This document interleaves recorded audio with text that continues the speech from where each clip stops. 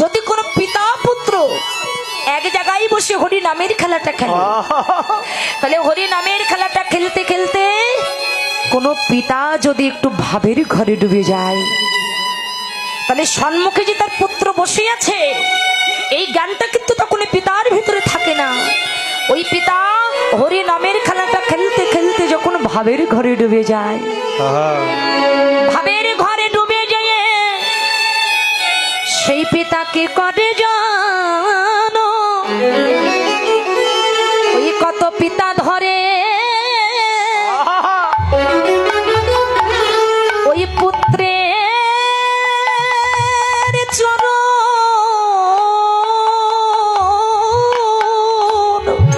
ওরে কত পিতা ধরে